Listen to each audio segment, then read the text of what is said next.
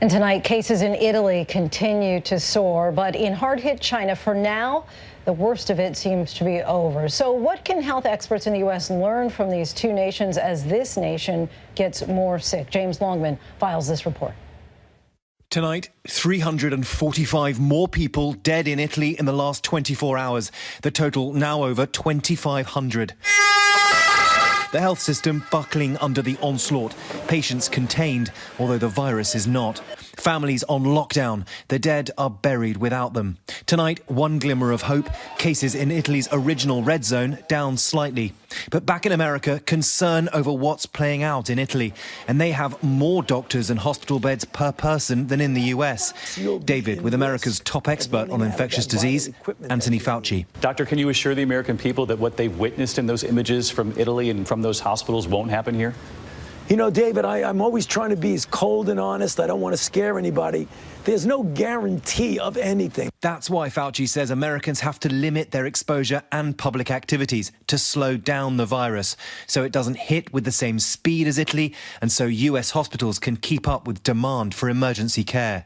Dr. Fauci and other health experts are now studying the timing scene in Italy and in China to help forecast how long it could take hold in the US. And James joins us now live in London with more. James, while Italy continues to struggle, China appears to be getting things under control. Why do experts think that that is? Well, Lindsay, it's actually really interesting. If you look at when a country first reported its cases versus when it first did a lockdown, you start to see a pattern. We're far enough in now to this crisis to get a hold on how different countries have got to the outcomes they've got to. So if you look at China, for instance, its first reported case was on December 31st. Now, of course, China may have had cases before that, but that was when they first reported. And they first shut down Wuhan, that city in Hubei province where coronavirus originated, on January 23rd. And they've now started to see a slowdown. Compare that with Italy. They first reported a case, on January 31st, and they first did those lockdowns on February 21st. So a similar time period, except they only did a partial lockdown in the north of Italy. It was where I was for some time. We were back and forth to that part of northern Italy. They didn't shut down a wider area. That only came March 8th. There was a much larger lag, and that may be part of the reason why we're now seeing a much bigger issue in Italy than we have in China. Just to give you an idea, Italy now has reported to date 2,500 deaths versus China's 3,200 or so deaths.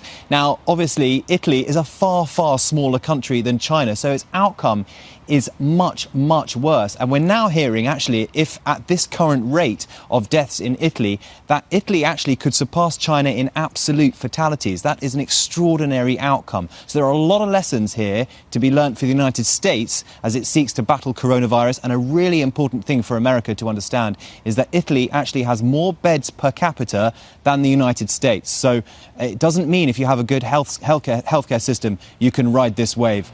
There's a lot to worry about, I think, for the United States and the rest of Europe in battling coronavirus. Right. A lot to learn, and fascinating to know that Italy has more beds per capita. James Longman, thank you so much for that report. Hi, everyone. George Stephanopoulos here. Thanks for checking out the ABC News YouTube channel. If you'd like to get more videos, show highlights, and watch live event coverage, click on the right over here to subscribe to our channel. And don't forget to download the ABC News app for breaking news alerts. Thanks for watching.